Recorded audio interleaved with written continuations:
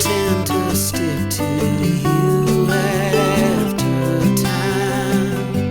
Places tend to do the same as we do. This river carries on and on.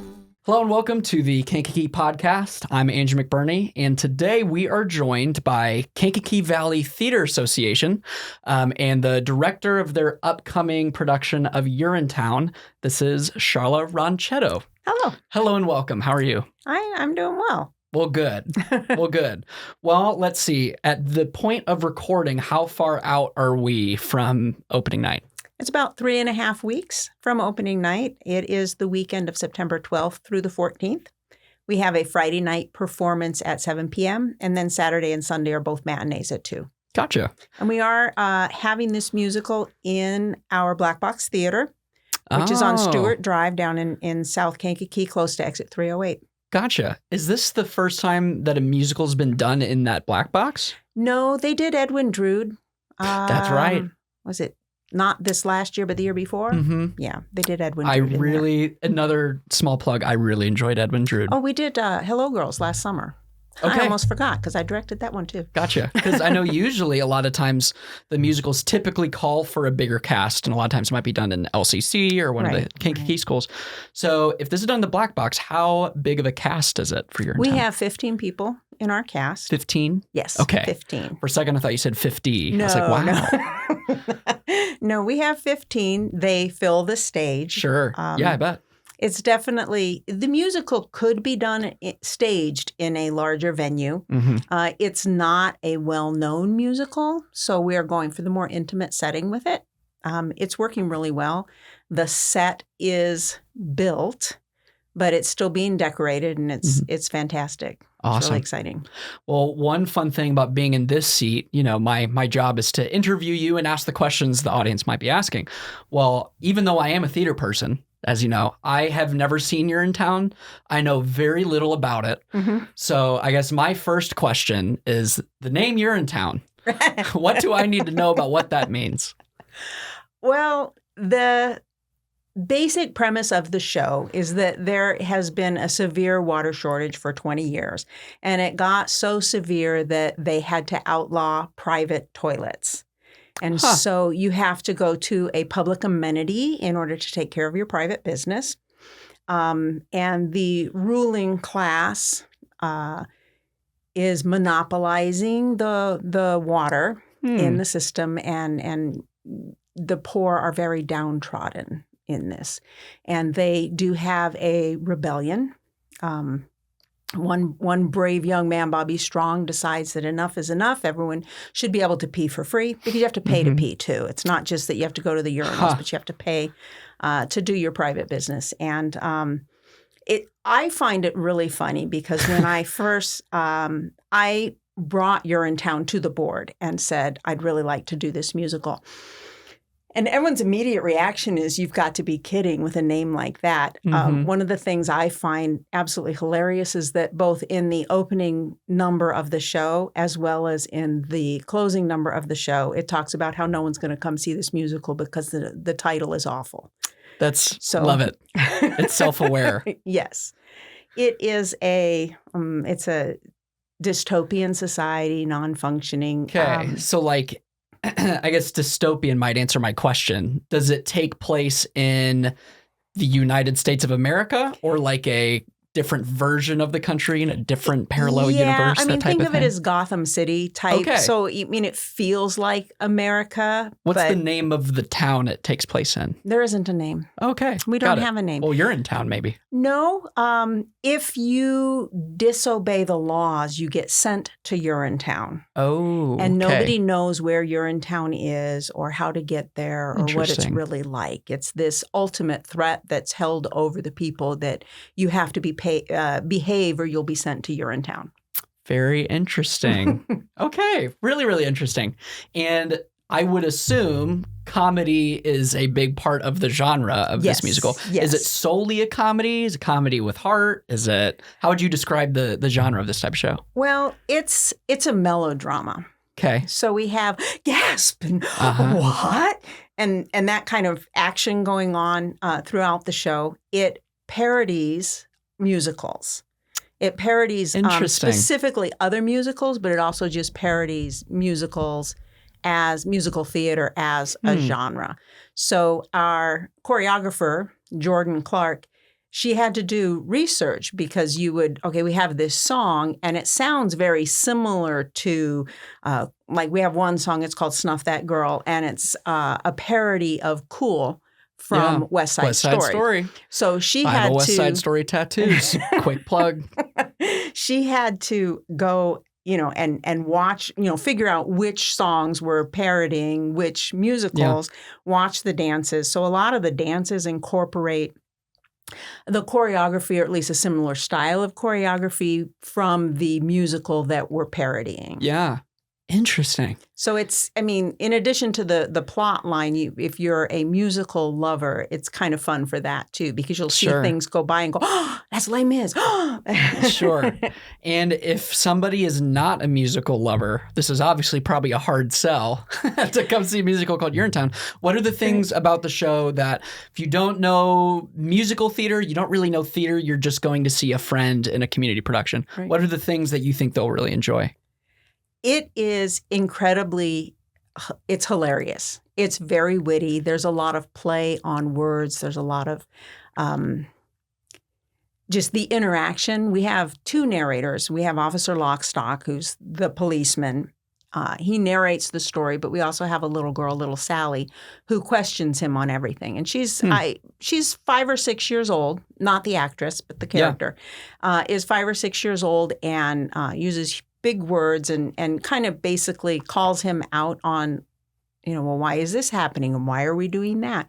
So the dialogue in it is funny. The music is fantastic. So it's the narration is an interaction between this police officer and little girl? Correct. And those two, they don't interact with the audience, but they talk to the audience. Right. So those two are aware of the fact that they're in a musical, whereas the other characters aren't. Interesting. And who are, just because I'm curious, who portrays these two roles? Officer Lockstock is played by Dana James. Uh-huh. And Asia Rogers is doing Little Sally. Okay. Yep. I'm a big fan of both of them.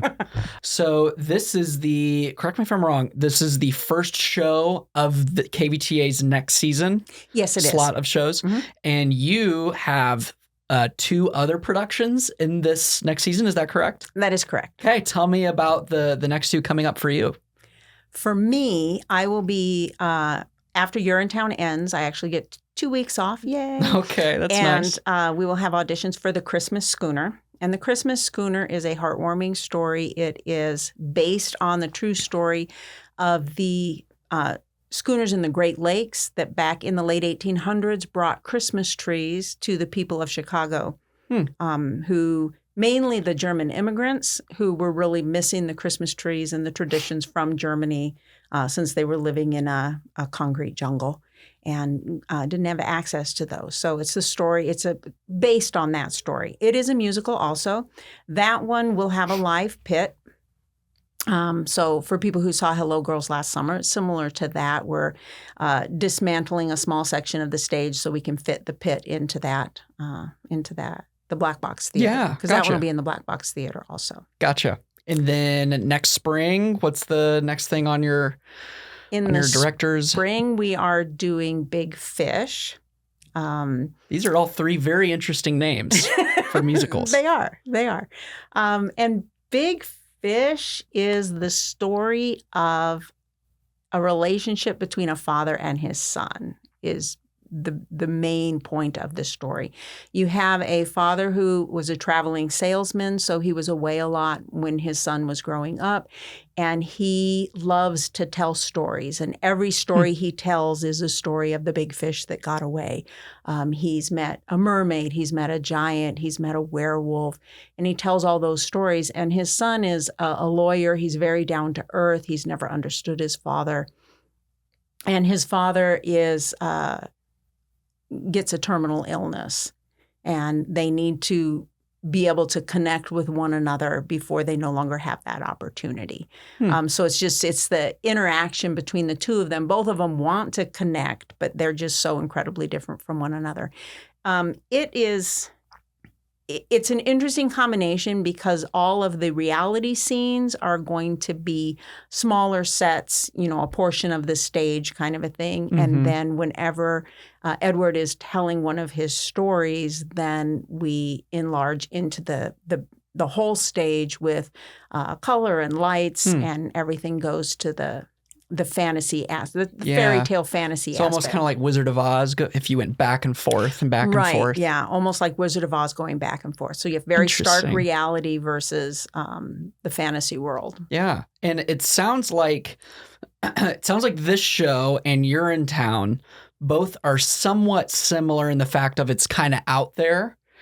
A little more colorful, fun, creative, not necessarily as like I wouldn't describe it as like a non-fiction show. There's fictional elements to both.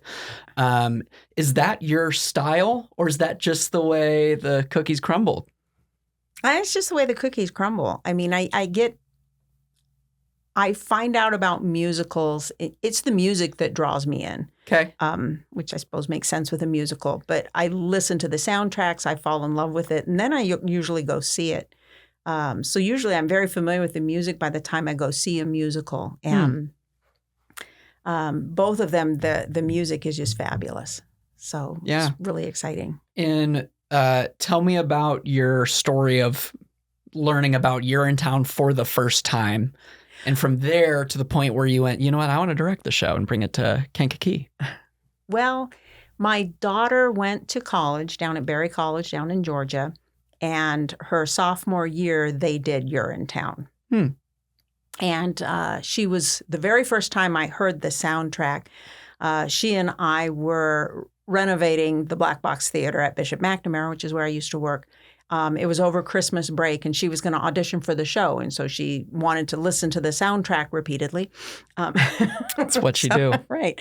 So while we were building, we were listening to the soundtrack, and she would pause it after every song and tell me what was happening in the storyline in between the songs. And at first I was like, okay, this is kind of different.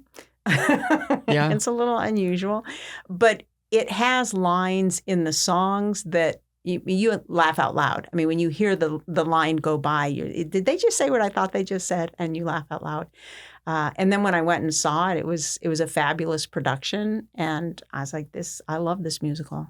I love it. I don't know, just every time I listen to it, I hear something else that I haven't heard before. So Sure.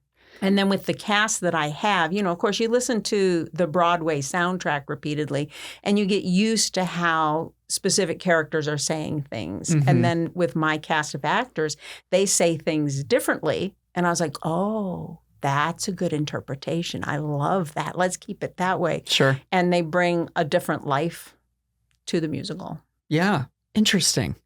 Very interesting. And you had mentioned before it's music typically that you gravitate to first. Do you primarily have more of a music background or a theater background? I don't know the answer to that. I don't have either one professionally speaking. Okay. So musical theater, has that kind of been... Well, I mean, I was in marching band in high school. I was in theater in high school.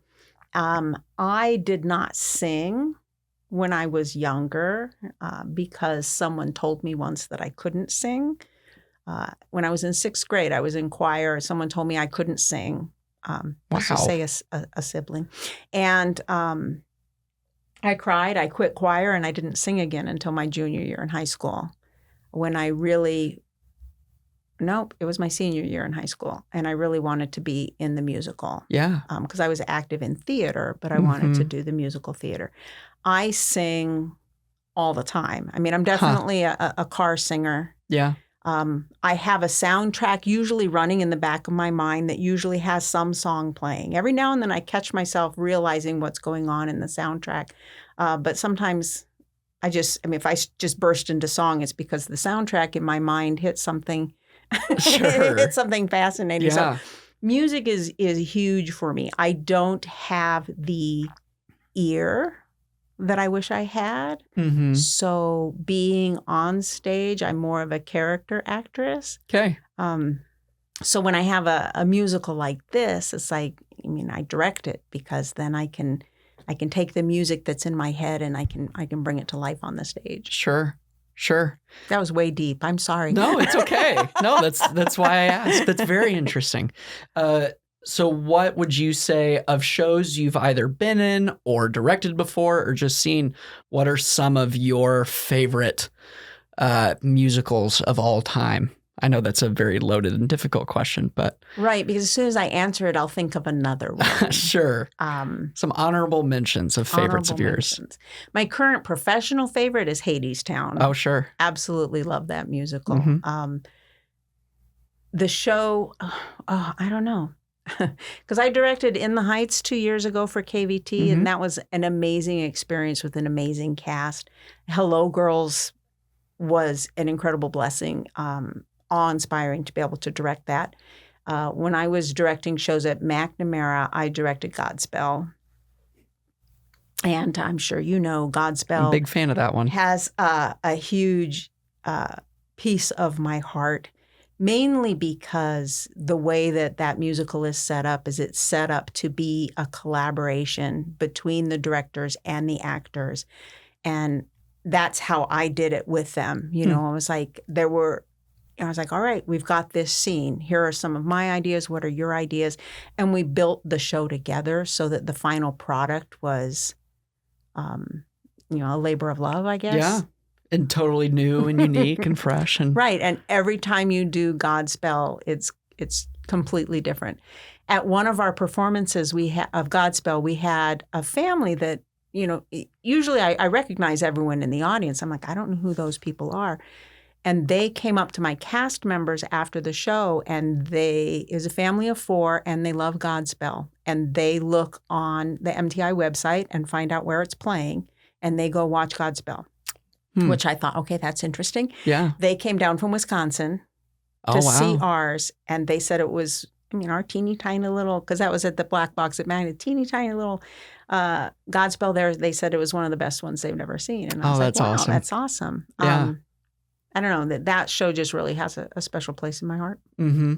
Gotcha. Those are 3 really great ones. So if I want to get tickets, if I want to stay involved, if I want to look into KVTA season, what are some good resources for me? Well, we do have our website at www.kvta.org, and on there you can find out about all our shows. In addition to the musicals that I'm directing, we're also doing a straight show in the winter. We're doing Clue, the musical. That one will be in the Black Box as well. And Clue the musical? No, it's not the musical. It's the straight show. Oh, gotcha. Okay. Did I say musical? You said Clue the musical, but I figured you meant the straight play. Yeah, it's the straight show. Okay, gotcha. It's Urinetown the Musical. Yes. There's a lot of musicals. Right. Okay, so Clue the play. Clue the play. Fun. Yes. It has music that's a part of it, but it's not a musical. Sure. So we're actually doing 6 shows this season, which is unusual for us. Yeah. We've always done 5. But since we have Christmas Schooner is going to be the first weekend in December. So since it's so early, we still had our winter slot available. So we decided to put in a straight show, a non-musical. So we have that one. Got it. And then the 2 kids shows are Pinocchio Jr. this fall, and then Footloose Youth Edition will be the spring show for that. But kvta.org is where you can find information about that. You can also find us on Facebook as well. We do have a box office if you are not a internet type person. Phone number, 815-935-8510. You can call for tickets there too. And if there are tickets available, it's a smaller venue being at the Black Box, tickets are available at the door, assuming it's not sold out. Okay, perfect. Is there anything I didn't ask you that you'd love to share? I don't think so. It's a great show. Don't let the title put you off. For me, I found it interesting. I'm fascinated. I want to see it. And I mean, there's a little bit of potty humor in it because it's about going to the bathroom, but that's not the focus. It's not the focus at all. It's got romance, it's got adventure, it's got melodrama, it's got music. It's a fun show. Mm-hmm. Okay. Well, you've sold me. Excellent. 1 ticket is sold. Awesome. Well, thank you very much. You're welcome. Thanks.